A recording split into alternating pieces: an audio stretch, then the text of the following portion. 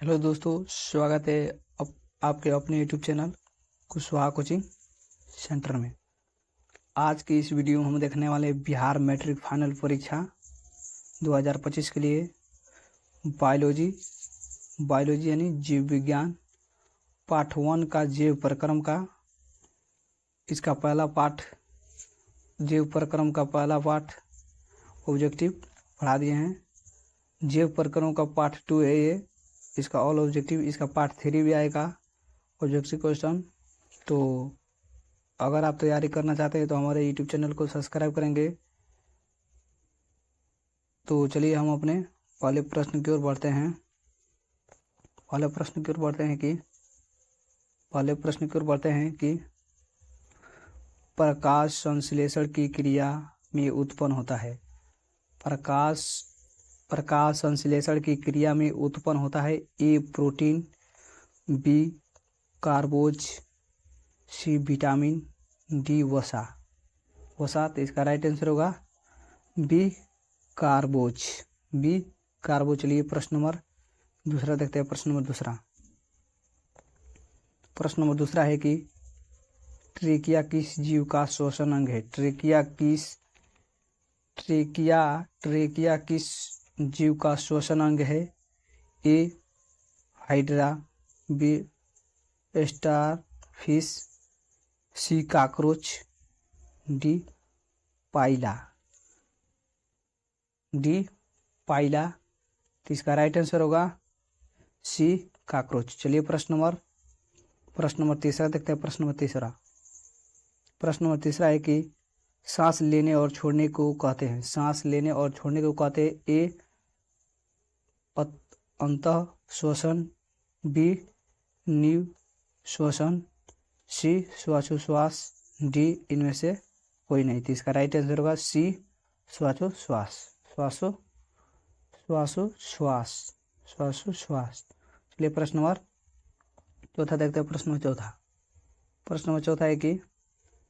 चौथा है पीतरस कहाँ से स्त्रावित होता है। ए अग्नाशय से, बी यकृत से, सी छोटी आंत से, डी इनमें से कोई नहीं।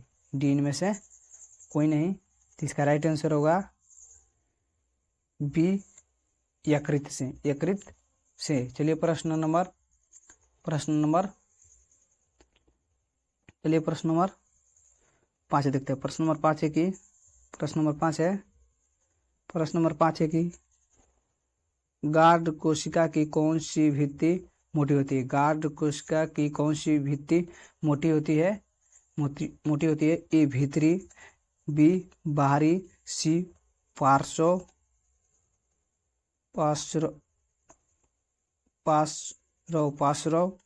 डी इनमें से कोई नहीं। इसका राइट आंसर होगा ए भीतरी। चलिए प्रश्न नंबर 6 देखते हैं। प्रश्न नंबर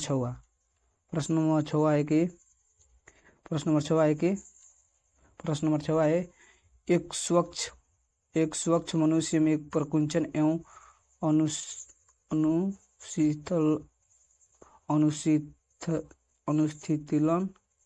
अनुशीतलन दाब होता है। एक स्वच्छ मनुष्य में प्रकुंचन एवं अनुशीतलन दाब होता है। ए 120 से 80, बी 80 से 120, सी 80 से 100, डी 72 से 80। तो इसका राइट आंसर होगा ए 120 से 80। चलिए प्रश्न नंबर 7 देखते हैं। प्रश्न नंबर 7 है कि तंत्रिका तंतु की उत्पत्ति किस प्राथमिक ऊतक द्वारा होता है। तंत्रिका तंतु की उत्पत्ति किस प्राथमिक ऊतक द्वारा होता है। A ectoderm, B mesoderm, D endoderm. तो इसका डी इनमें से कोई नहीं। तो इसका राइट आंसर होगा सी इंडोडर्म। चलिए प्रश्न नंबर 8 देखते हैं। प्रश्न नंबर 8 है कि मनुष्य में वृक्क एक तंत्र का भाग है जो संबंधित है। मनुष्य में वृक्क एक तंत्र का भाग है जो संबंधित है। ए पोषण से, बी शोषण से, सी उत्सर्जन से, डी परिवहन से। तो इसका राइट आंसर होगा सी उत्सर्जन से। चलिए प्रश्न नंबर 9 देखते हैं। प्रश्न नंबर 9 है कि पादप में जाइलम उत्तरदायी होता है। पादप में जाइलम उत्तरदायी होता है। ए जल का वहन, बी भोजन का वहन, सी अमीनो अम्ल का वहन, डी ऑक्सीजन। तो इसका राइट आंसर होगा ए जल का वहन। चलिए प्रश्न नंबर 10वां देखते हैं। प्रश्न नंबर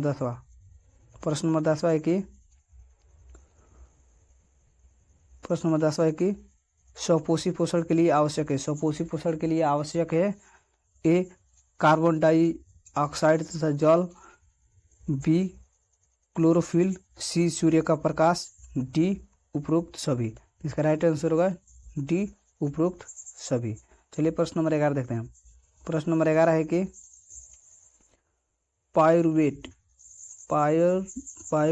की विखंडन से यह कार्बन डाइऑक्साइड, जल तथा ऊर्जा देता है और यह क्रिया होती है। ए कोशिका द्रव्य से, बी माइटोकॉन्ड्रिया से, सी हरित लवक में, डी केंद्रक में। पायरुवेट के विखंडन में यह कार्बन डाइऑक्साइड, जल तथा ऊर्जा देता है और यह क्रिया होती है कोशिका द्रव्य में, माइटोकॉन्ड्रिया में, हरित लवक में, डी केंद्रक में। तो इसका राइट आंसर होगा बी माइटोकॉन्ड्रिया में। चलिए प्रश्न नंबर 12 देखते हैं। प्रश्न नंबर 12 है कि स्वपोषण होता है। ए कौकों में, बी हरे पौधों में, सी जंतुओं में, डी सभी जीवों में। तो इसका राइट आंसर होगा बी हरे पौधों में। चलिए प्रश्न नंबर 13 देखते हैं। प्रश्न नंबर 13 देखेंगे। प्रश्न नंबर 13 यहाँ पर 3 रहेगा। 13 प्रश्न नंबर 13 इनमें से कौन सा प्रकाश संश्लेषण अंग है? इनमें कौन प्रकाश संश्लेषण अंग है? ए पत्ती, बी हरित लवक, सी ग्राना, सी डी स्ट्रोम। इनमें कौन प्रकाश संश्लेषण अंग है? ए पत्ती, बी हरित लवक, सी ग्राना, डी स्ट्रोम। किसका राइट आंसर होगा? इसका राइट आंसर होगा कि ए पत्ती। चलिए प्रश्न नंबर 13 देखते हैं। 14 देखते हैं। प्रश्न नंबर 14 है कि कौन सी क्रिया सभी जीवों के लिए अनिवार्य है? ए प्रकाश संश्लेषण, बी वाष्पोत्सर्जन, सी श्वसन, डी चलन। इसका राइट आंसर होगा सी श्वसन। चलिए प्रश्न नंबर 15 देखते हैं। प्रश्न नंबर 15 है कि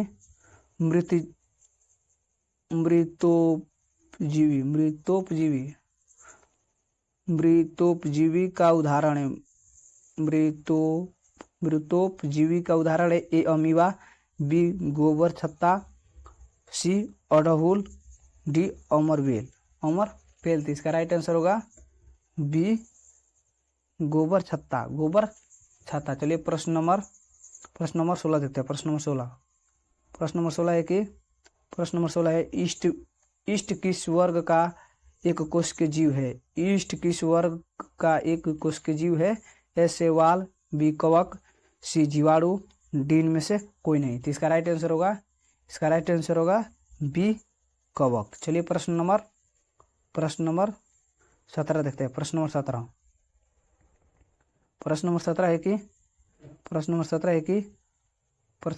है कि दही के जमने में निम्नलिखित में कौन सी क्रिया होती है? ए अपघटन, सी प्रकाश संश्लेषण, सी किण्वन, डी उत्सर्जन। इसका राइट आंसर होगा सी किण्वन। चलिए प्रश्न नंबर 18 देखते हैं। प्रश्न नंबर 18 प्रश्न नंबर 18 कौन अंतःस्रावित और बाह्य स्रावित ग्रंथि जैसा कार्य नहीं करता है? कौन अंतःस्रावित और बाह्य स्रावी ग्रंथि जैसा कार्य नहीं करता है? ए अग्नाशय, बी पीयूषम ग्रंथि, सी अंडाशय, डी वृषण। इसका राइट आंसर होगा बी पीयूषम ग्रंथि। पीयूष ग्रंथि। चलिए प्रश्न नंबर 19 देखते हैं। प्रश्न नंबर 19 कि पादपों में पाए जाने वाला वृद्धि हार्मोन निम्न में से कौन सा है? पादपों में पाया जाने वाला वृद्धि हार्मोन निम्न में से कौन सा है? ए जिब्रेलियन, बी एड्रीनेलिन, सी इंसुलिन, डी थायरोक्सिन।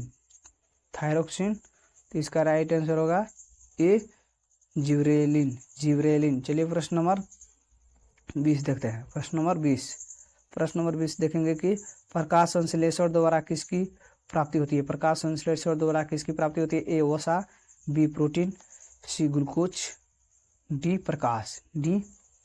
इसका राइट आंसर होगा सी ग्लूकोज। चलिए प्रश्न नंबर 21 देखते हैं। प्रश्न नंबर 21 है कि वह कौन सा परिक्रम है जिसके द्वारा शरीर में ऊर्जा का उत्पादन होता है? वह कौन सा परिक्रम है जिसके द्वारा शरीर में ऊर्जा का उत्पादन होता है? ए श्वसन, बी पोषण, सी उत्सर्जन, डी उत्तेजनशीलता। तो इसका राइट आंसर होगा ए श्वसन। चलिए प्रश्न नंबर 22 देखते हैं। प्रश्न नंबर 22 है कि मानव आहार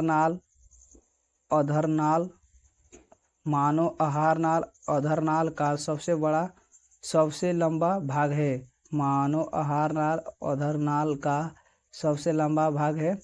ए ग्रसनी, बी अमाशय, सी छोटी आंत, डी ग्रासनली। तो इसका राइट आंसर होगा सी छोटी आंत। चलिए प्रश्न नंबर 23 देखते हैं। प्रश्न नंबर 23 देखेंगे कि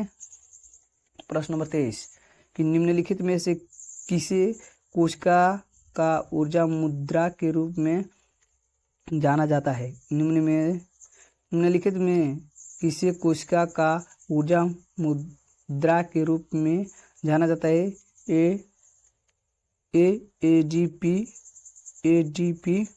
बी एटीपी, सी डीटीपी, डी पीडीपी। इसका राइट आंसर होगा बी एटीपी। चलिए प्रश्न नंबर 24 देखते हैं। प्रश्न नंबर 24 है कि पत्तियों में गैसों का आदान प्रदान कहाँ होता है? पत्तियों में गैसों का आदान प्रदान कहाँ होता है?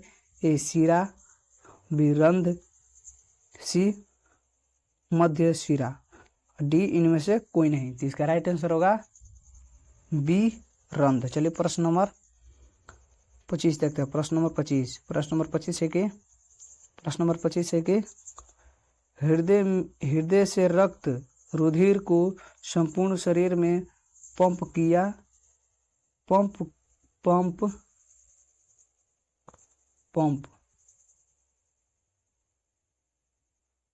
जाता है।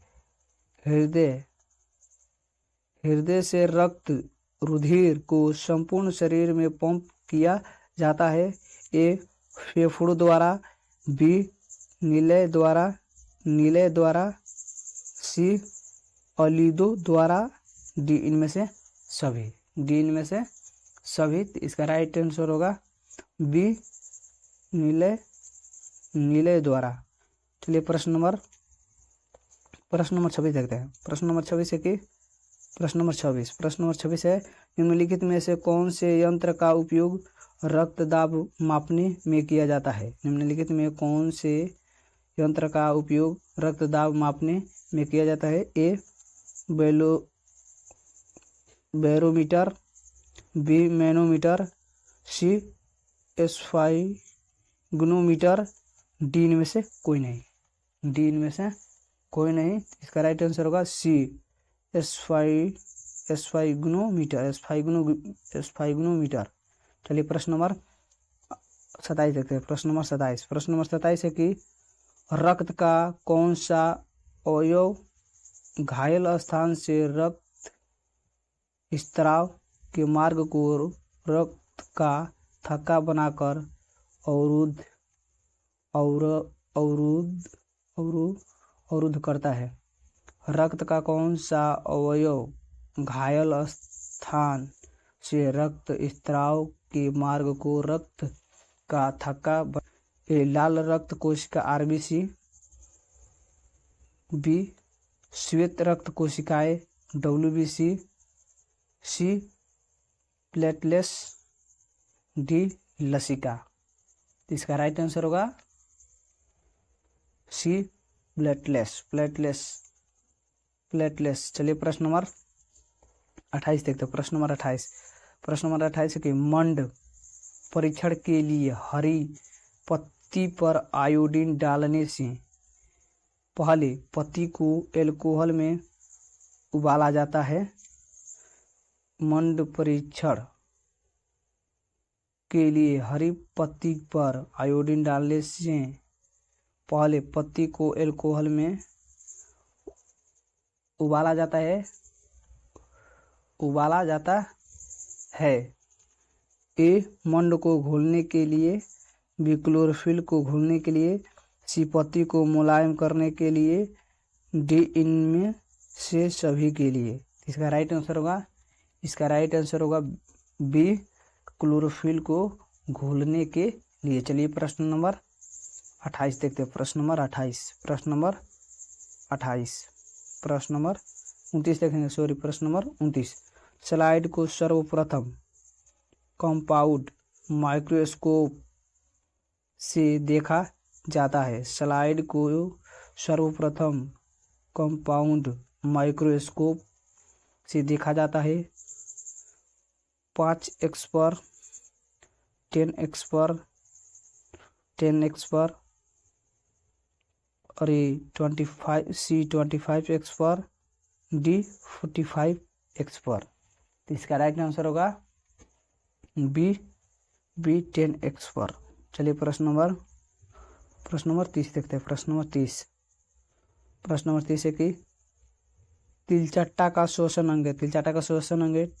ए ट्रेकिया, बी गलफड़ा, सी त्वचा, डी फेफड़ा।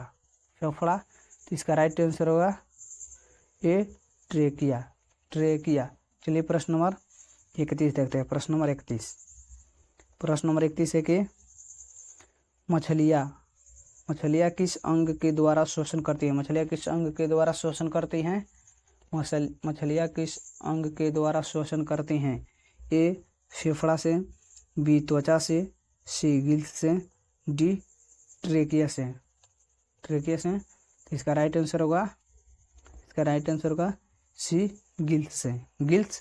चलिए प्रश्न नंबर 32 देखते हैं। प्रश्न नंबर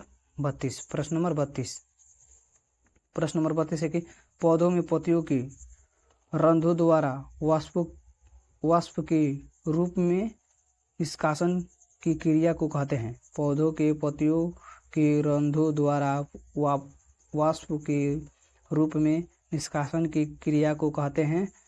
ए वाष्पोत्सर्जन, बी बहिक्षेपण, सी एपिग्लोटिस, डी इनमें से कोई नहीं। तो इसका राइट आंसर होगा ए वाष्पोत्सर्जन। चलिए प्रश्न नंबर 33 देखते हैं। प्रश्न नंबर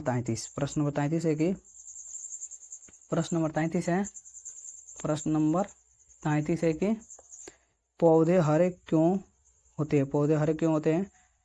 ए रंध्र के कारण, बी क्लोरोफिल के कारण, सी एस्टोमोटा के कारण, डी लवण के कारण। तो इसका राइट आंसर होगा बी क्लोरोफिल के कारण।